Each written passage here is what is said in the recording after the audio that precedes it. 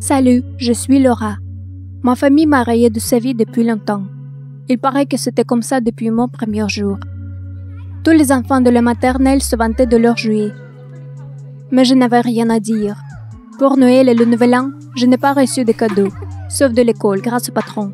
Et quand Duc, mon frère aîné, les choses ont encore empiré. Mes parents ont juste cessé de me remarquer. À ce moment-là, j'ai décidé que je réussirais et deviendrais une athlète célèbre. Mais cela n'a pas marché. Ma mère et mon père ont refusé de m'acheter d'équipements sportifs.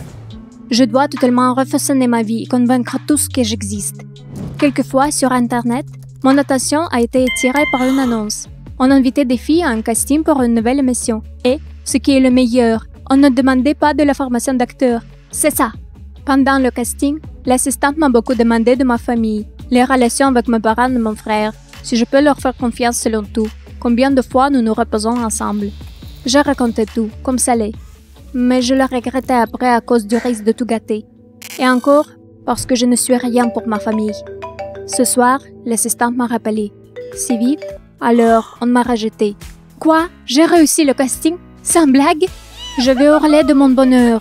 Je dois tout raconter à mes parents et Duc tout de suite. C'est une chance de tout changer. Maman, papa, ils m'ont invité d'animer une nouvelle émission. Vous imaginez? Je deviendrai célèbre. Les parents ont regardé un film et n'ont même pas bougé. Même cela ne leur dit rien, j'ai senti ma gorge se serrer et j'ai commencé à pleurer.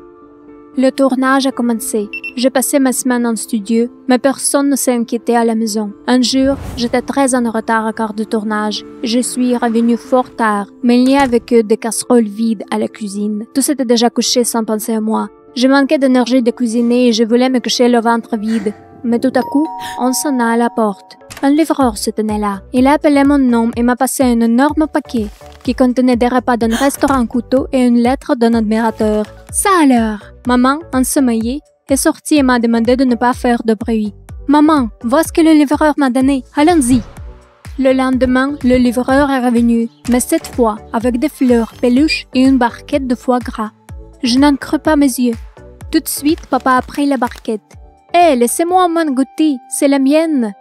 Maman a commencé à gémir qu'il y aurait quelques fêtes et nous allons la goûter. Je restais seule à la cuisine et étais furieuse. Auparavant, il ne s'était jamais soucié de moi et de l'émission. Et maintenant, quand mon travail a été reconnu par les fans, il, tout de suite, commençait à voler un morceau du gâteau, voire tout le gâteau. Mais, de notre côté, ils m'ont remarqué enfin. On peut pardonner beaucoup pour cela. Les fans ne renonçaient pas. Le livreur passait de nouveaux cadeaux, parmi lesquels se trouvaient même des billets de voyage. Incroyable! Qu'arrive-t-il? Et puis, les fans sont venus juste chez nous. Papa, ne l'ouvre pas! Mais il est trop tard. Sur place, mes parents ont annoncé le prix pour une photo avec moi à tout ce qu'il a voulu. Et une queue s'est formée. Pendant plusieurs heures, j'ai posé devant la caméra et ma mère n'a que le temps de compter l'argent. J'étais tant fatiguée. Je me demande si je profiterai au moins un peu. Le dernier jour de tournage, j'étais perturbée. Le réalisateur est apparu et a félicité toute l'équipe avec la fin du projet. Ensuite, il s'est tourné vers moi et m'a dit « Laura, nous avons quelque chose à t'avouer. Ce n'était pas une émission, mais une expérience psychologique. Et tous les participants, sauf toi, sont des employés de l'Institut de recherche. Nous avons étudié les relations entre parents et enfants et les problèmes familiaux. » Quoi? Je ne comprends pas. Pourquoi vous ne m'avez pas dit tout de suite? Est-ce même légal? À tout cela, on m'a apporté le contrat signé par moi, qui avait décrit, en petit caractère, l'expérience. Mais je ne l'ai même pas lu, il tient 50 pages. Le réalisateur a ajouté, c'est encore mieux, le résultat est plus authentique. En gros, depuis, j'ai dû raconter en détail les réactions de ma famille à mon renom et répondre à un tas de questions. Après cela, le réalisateur, qui en fait était le Dr Benet, m'a donné le chèque. Waouh, c'était une très jolie somme. Faites-moi confiance. Je suis rentrée chez moi très déprimée. Je pensais que je serais une vedette, mais j'ai découvert que je servis de cobaye. Quand mes parents en ont appris la vérité, ils riaient aux éclats et m'appelaient folle. Et puis Duc a apporté la barquette de foie gras et ils l'ont mangé tous les trois devant moi. Dans un état, je me précipitais dans ma chambre. Non, non, ça ne peut pas.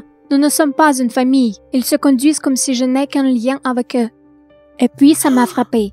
Et si je fais un test ADN et vérifiais tout? Le lendemain matin, pendant que tous dormaient, j'ai pris quelques cheveux de la brosse de maman et papa et je me suis précipitée au laboratoire.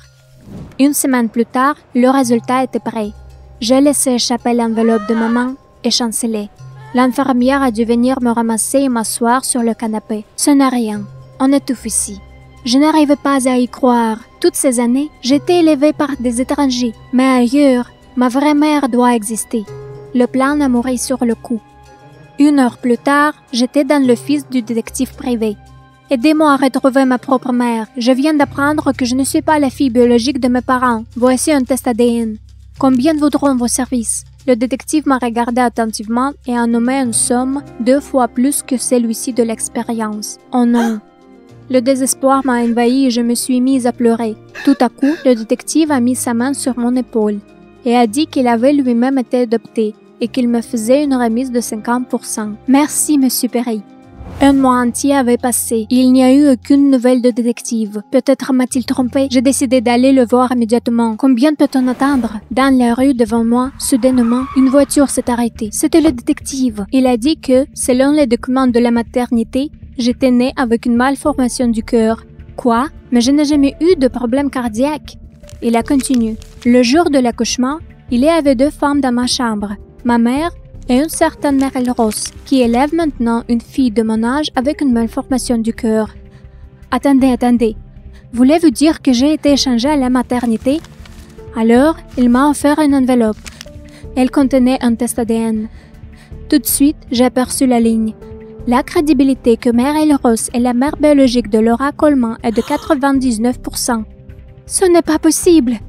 Je voulais sortir de la voiture, mais M. Perry m'a arrêté et m'a tendu une autre enveloppe. À l'intérieur de celle-ci se trouvait le chèque. Le détective a dit qu'il rentrait toute la somme, car ma sœur avait besoin d'une opération coûteuse. Je la regardais stupéfaite et ne pouvais pas croire que tout cela était du vrai. Et me voici devant la porte de la maison de ma propre mère. Maintenant, je vais venir et tout lui dire. Mais que faire ensuite? Qu'est-ce que je dois faire avec mes parents? Aidez-moi, s'il vous plaît. Cette vidéo t'a plu? Abonne-toi et clique sur j'aime. Soutiens la chaîne.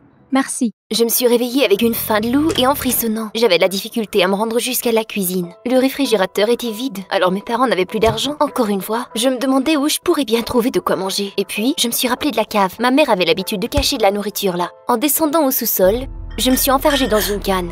C'était étrange. Nous n'avions jamais tant de provisions. J'ai allumé la lumière et je ne pouvais pas croire mes yeux. Du plancher au plafond, nous avions des bocaux et des bocaux d'argent. Mais d'où venait-il? J'avais vu aux nouvelles le jour d'avant que la police avait découvert un gangster qui cachait de l'argent comme ça dans son sous-sol. Je n'aurais jamais cru ma mère capable de faire cela. Mais mon père? Était-il impliqué dans cette affaire louche? Mon père était très cachotier auparavant. Mais récemment, il avait coupé les ponts avec ma mère et moi. Il n'y a pas si longtemps, je l'avais vu en train de s'obstiner avec quelqu'un au téléphone. Et quand il m'a remarqué, il s'est fâché et a claqué la porte dans mon visage. Est-ce que mon père était impliqué dans la mafia? J'ai essayé de ne pas y penser. Ce n'était pas son genre, voyons. Papa s'occupait de moi. Il s'était même trouvé un second emploi pour acheter mes médicaments. J'avais un défaut cardiaque congénital qui se remplirait chaque jour.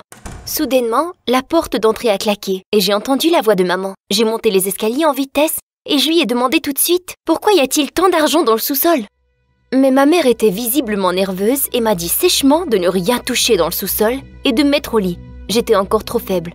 Cela me semblait être une excuse. Maman, est-ce que toi et papa me cachaient quelque chose ?» Mais elle a simplement dit qu'elle avait beaucoup d'ennuis.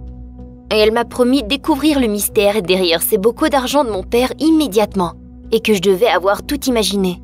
Quand ma mère et moi avons mangé plus tard en soirée, j'étais très nerveuse, et après avoir mangé et pris ma pilule, ma tête a commencé à tourner. Maman m'a emmenée en haut pour m'étendre, et j'ai tout de suite tombé dans un profond sommeil. Le lendemain matin, je me suis fait réveiller par des voix. Mes parents se disputaient bruyamment dans la cuisine. Mes oreilles sciaient, mais j'ai réussi à m'y rendre. En me voyant apparaître dans la cuisine, mes parents sont devenus silencieux. Mon père m'a dit qu'il y avait quelque chose à me dire. Il y avait décidément un montant ahurissant d'argent caché dans notre sous-sol. Mais à qui appartenait cet argent? Il s'avérait que notre voisin Jack avait amené ses bocals d'argent dans notre sous-sol. Apparemment, il était un escroc. Il avait entraîné mes parents dans son arnaque de cacher l'argent qu'il avait volé des autorités. Mais c'est un crime! Mes parents n'avaient-ils pas pensé au fait qu'ils pourraient se faire emprisonner pour cela? Soudain, ma mère s'est mise à pleurer et à dire que c'était pour moi. Jack les avait payés pour cacher l'argent dans le sous-sol et grâce à lui, nous pouvions acheter mes médicaments. J'avais honte d'avoir soupçonné mon père. Mes parents faisaient de leur mieux pour me supporter. Mais je ne voulais pas qu'ils se retrouvent derrière les barreaux à cause de moi. Pire, je ne voulais pas que nous nous retrouvions tous en prison. Alors j'ai décidé de parler à Jack moi-même. J'irai dire à Jack de venir chercher son foutu fric et vite. Et s'il ne le faisait pas, j'irai voir la police moi-même. Maman m'a dit que j'étais trop énervée et elle m'a fait prendre mon médicament à nouveau. Sinon, il était possible que je fasse un autre épisode. J'ai avalé mes pilules de travers. Et quand mes parents ont quitté la maison, je suis immédiatement allée chez le voisin. Je suis allée à sa maison et j'ai regardé dans la fenêtre. Jack avait apporté un sac de gym dans sa cuisine qui émettait un son étrange. Les bocals. Ce salopard n'avait toujours pas été chercher ce qui lui appartenait dans notre sous-sol. J'étais folle de rage. En reculant, j'ai effleuré le râteau près de la fenêtre. Ils ont tombé bruyamment. J'espérais que Jack ne m'ait pas entendu. J'ai regardé par la fenêtre une autre fois, mais je n'ai aperçu personne. Et puis, derrière moi, quelqu'un a dit « Mais qu'est-ce que tu fais ici ?» C'était Jack. Il avait une grosse pelle en main. C'était trop tard pour filer. Alors je me suis exclamée que j'irais voir la police. Qu'il laisse mes parents tranquilles une bonne fois pour toutes. Il a dit, stupéfait, qu'il n'avait aucune idée de ce dont je parlais. Et puis, il a mis sa main dans sa poche et m'offrit des bonbons. Tiens, ce sont tes préférés apparemment. Préférés? Je n'ai jamais mangé de bonbons de ma vie. Peut-être voulait-il m'empoisonner? Terrifiée, je suis partie à la course vers la maison. Mais Jack ne m'a pas suivie. Qu'est-ce que cela voulait dire? Je suis arrivée face à face avec ma mère. Elle était occupée dans le jardin et m'a immédiatement demandé ce qui s'était passé. J'ai crié que Jack était dangereux et que nous devions contacter la police immédiatement. Mais maman a dit qu'elle n'avait aucune idée de ce dont je parlais. Mais quoi? Nous venions d'en discuter ce matin. Ma mère m'a regardée, bouche bée. Nous sommes pauvres. Nous n'avons jamais eu d'argent. Que voulait-elle dire? J'ai pris la main de ma mère pour l'emmener dans le sous-sol et lui montrer l'argent. À l'intérieur, j'avais peine à trouver l'interrupteur. La lumière s'est allumée. Le sous-sol était vide. Mais comment? Ma mère m'a regardée tristement. Soudain, j'ai entendu des pas. Quelqu'un s'approchait. C'était Jack. Il s'approchait. La porte s'est ouverte. Et j'ai vu papa. Il m'a demandé pourquoi j'étais encore dans le sous-sol. J'ai expliqué la situation des bocals, mais il m'a dit que j'avais des hallucinations à cause des nouveaux médicaments. Et que je devais rapidement voir un docteur. Quoi? Papa, tu as dit que c'était l'argent du voisin. Maman, pourquoi tu ne dis rien? Elle m'a pris par le bras tout doucement et m'a entraînée vers la sortie. Non, qu'est-ce que tu essaies de me faire? Je n'y vais pas. Est-ce que Jack avait menacé mes parents au point qu'il m'envoie à un asile? Nous devions avertir la police. Je devais dévoiler la vérité sur Jack et je m'assurerais que mes parents n'aient pas en prison. J'ai couru vers la porte, mais mon père m'a agrippée. Lâche-moi! Je l'ai repoussé en essayant de courir à l'intérieur, mais ma mère avait déjà bloqué la porte d'entrée. Je devais trouver une autre façon. J'ai couru jusqu'à ma chambre aussi vite que je l'ai pu. J'entendais les pas de papa. Aussitôt que j'étais dans ma chambre, j'ai barré ma porte et je me suis dirigée vers la fenêtre. Si je saute, il se peut que je perde connaissance. J'essayais de trouver une autre façon de m'échapper, mais soudain, mon père a essayé d'ouvrir la porte et m'a demandé pourquoi je l'avais verrouillée. Je n'ai rien dit, et puis j'ai entendu un vacarme. Avait-il décidé de détruire ma porte? Et il n'y avait aucune issue. J'ai grimpé sur le bord de la fenêtre, j'ai fermé les yeux et j'ai sauté. J'ai très mal tombé. Je pense que j'ai blessé ma cheville. Mais je devais me dépêcher. Même si mes parents essayaient de protéger Jack, j'étais la seule qui pourrait avertir la police et les sauver. C'était si difficile de courir. Ma vision était toute embrouillée. Mais tout à coup, j'ai aperçu une station de police au loin. Mais soudain, j'ai entendu un bruit de moteur. Mes parents, ils me pourchassent. J'ai continué de courir. Puis le bruit s'est arrêté. À ce moment, quelqu'un m'a attrapée et m'a tirée. « Où t'en vas-tu, fille ?» a dit la voix. J'ai essayé de me débattre, mais je n'avais plus de force. Et mes parents m'ont forcé de rentrer dans la voiture. Ils ont barré les portes. Ma mère m'a retenue tout le long du voyage. Et en arrivant à la maison, j'ai vu Jack à travers la fenêtre. Il arrosait son gazon et m'a regardée. Je pense qu'il connaissait mon intention. En arrivant, papa m'a lancée dans le sous-sol et m'a embarrée. Il a dit que c'était pour mon bien. Je tremblais et j'ai essayé de grimper sur l'échelle, mais je n'avais plus de force. Et puis, j'ai entendu un bruit étrange derrière le mur. J'étais horrifiée. Que voulait-il me faire? Soudain, Plusieurs briques se sont effondrées du mur. Et Jack est apparu. Maintenant j'étais cuite, c'est certain. Je pensais que j'allais perdre connaissance. Viens ici, n'aie pas peur, Jack a dit doucement. Non merci. Et puis, Jack a mis sa main dans sa poche. J'étais terrifiée. Mais il m'a offert un bonbon et m'a dit que le sucre me redonnerait de l'énergie. Ces bonbons encore? Jack m'a demandé si mes parents m'avaient déjà donné de ces bonbons. Non, bien sûr que non. Nous ne mangions que des légumes. Il était très surpris. Il a dit que depuis un bout de temps, il trouvait l'attitude de mes parents soupçonneuse. En passant devant chez lui plus tôt, il avait remarqué que j'étais en pleurs. Et puis, il avait entendu un bruit dans le sous-sol. Jack savait bien que nos deux maisons étaient jointes par un passage secret. Alors il a décidé de voir ce qui se passait. Soudain, la porte du sous-sol s'est ouverte. C'était papa. Après un moment d'hésitation, Jack a dit que nous devions courir aussi vite que possible. Nous avons eu peine à nous faufiler dans l'embrasure. J'étais trop faible. Alors Jack m'a pris dans ses bras. Ma tête tournait et j'ai finalement perdu connaissance. Je me souviens seulement de voir une petite lueur apparaître. Je me suis réveillée chez Jack. Il avait déjà appelé la police. Maman et papa se sont fait arrêter. Qui aurait cru que tout finirait comme ça? Après cela, un très long procès a débuté. Et je ne comprenais pas ce qui se passait. Et finalement, pendant un rendez-vous, j'ai appris la vérité. Il s'avérait que mes parents me donnaient des petites pilules de sucre et non pas de vrais médicaments. Alors mon état de santé se rempirait. Et puis l'argent que mes parents recevaient pour mes soins, ils le gardaient pour eux et le cachaient dans le sous-sol. Jack n'avait rien à voir là-dedans. La police n'a jamais retrouvé les bocals d'argent. Mais ce n'était pas cela qui me tracassait. C'était le fait que ceux le plus proches de moi m'utilisaient pour devenir riche. Je n'y croyais pas. Mes parents se sont fait emprisonner pour 10 ans et on allait m'envoyer à un orphelinat. Les médecins m'ont aussi dit qu'il ne me restait pas beaucoup de temps à vivre parce que les fonds pour mes traitements s'étaient écoulés. Tout s'écroulait. À ma grande surprise, Jack a décidé de prendre ma garde. Aussitôt que les documents étaient prêts, en gage de gratitude, j'ai décidé de lui préparer un dîner avec les zucchini de mes parents.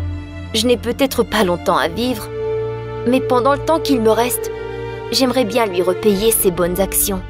Je me suis à peine rendue dans le jardin quand Jack m'a aperçue. Il est arrivé en disant que je devais conserver mon énergie. Nous coupions des zucchini quand j'ai aperçu un morceau de verre dans le gazon. Mais qu'est-ce que c'était? Jack a commencé à creuser. Et quelques minutes plus tard, nous avions un bocal rempli d'argent en main. Et bientôt, nous en avions trouvé une 12aine. Je n'y croyais pas mes yeux. C'était assez d'argent pour payer tous mes médicaments et ma chirurgie. Ma tête tournait. Mais cette fois-ci, c'était une bonne chose.